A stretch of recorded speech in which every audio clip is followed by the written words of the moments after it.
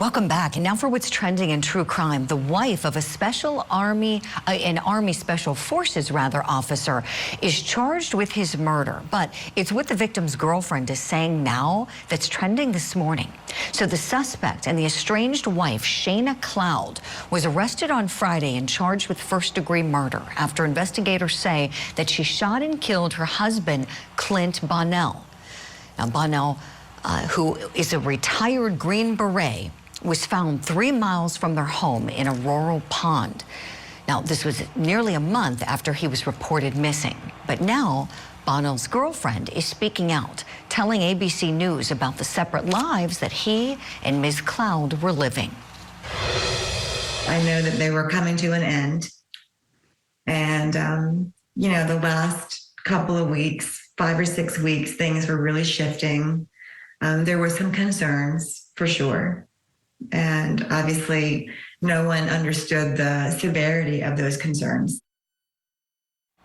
Now, police say that Bonnell was in the process of filing for divorce, and they think that that might have been the motivation behind his murder.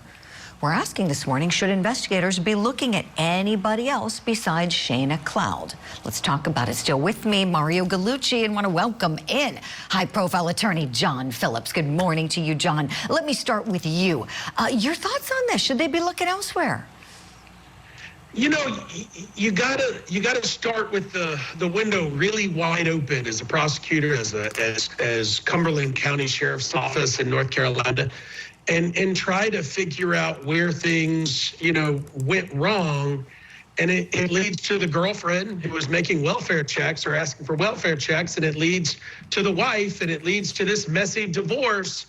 And look who's talking, right? So they've kind of triangulated the situation. They've gotten other evidence to corroborate their suspect. They found other evidence to show that she was in the area. You know, you expect her to try to point the fingers, or a defense team to point the fingers at somebody else. But I you know, right now everything's pointing to Shana Cloud. Right. You're right, John. You're right. Mario Gallucci, same question to you, please. Should they be looking elsewhere?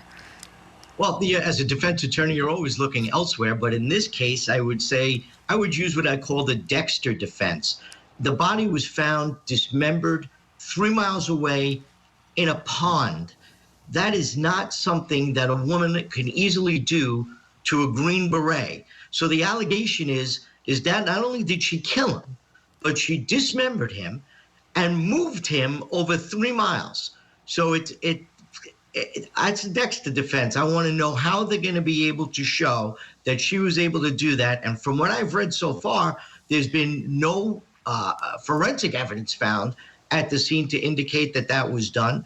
So it's going to be a very interesting trial. Very interesting. Yeah, you're right, Mario. So there's more coming from Clint Bonnell's girlfriend this morning. Take a listen to what Kelli Edwards told ABC News about how Bonnell appeared the day before he went missing. He was really exhausted that day. He had been kept up the night before. You could tell he'd been through a lot. He was just a jovial, happy human. And he was really looking forward to his next part of his life, you know, closing a chapter, coming out of the Army after 20 years. All right, so we have some more details into the investigation, and in particular, why they like Shana Cloud for the homicide. So she told police she last saw Bonnell on January 27th. He was reported missing on the 28th. Forensic investigation led to police obtaining search warrants for her car, her rental property, and her cell phone.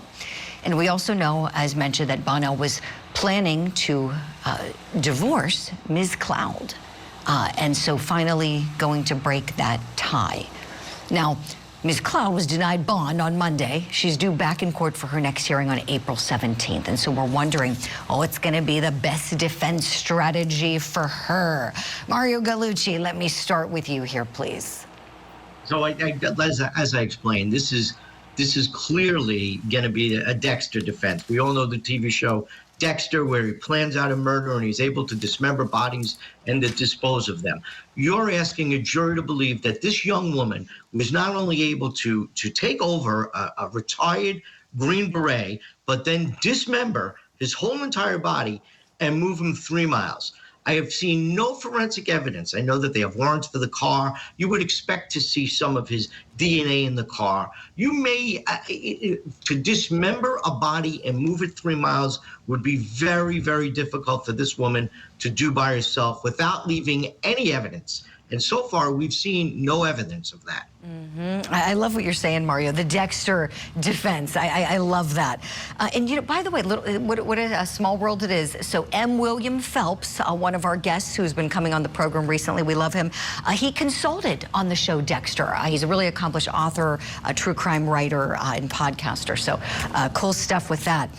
John Phillips, I want to share with you this statement that Clint Bonnell's family issued. And this was issued right after his estranged wife was arrested. So take a look. It says, Clint was an incredible human who sacrificed so much for others and dedicated his life to the betterment of this world.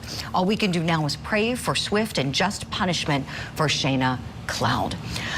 John, tell me, it makes me think, you know, you do civil work as well as criminal work, makes me think, you know, is there a civil lawsuit that could potentially be brought here depending upon what happens in criminal court? There certainly is. You know, his family can always sue, you know, her and those involved. And I've watched every episode of Dexter so far too. And Dexter liked his victims to be punished, right? And the gunshot wasn't Dexter's way of killing somebody. And so certainly, it's the dismembering that is particularly hard about this case, but it also would allow her to more easily transport it to a bond. But it's certainly a civil case, as you know, the public and prosecutors and police only give us a little bit of information. And as we sit here and follow this case more, we'll certainly learn more and be able to extrapolate new ideas and theories. Yeah, isn't that the truth? This one, in the early stages, and you both know, this is going to be very high profile. It's already circulating, making headlines all over. So we're not done. And certainly we're grateful to Clint Bonnell for his service.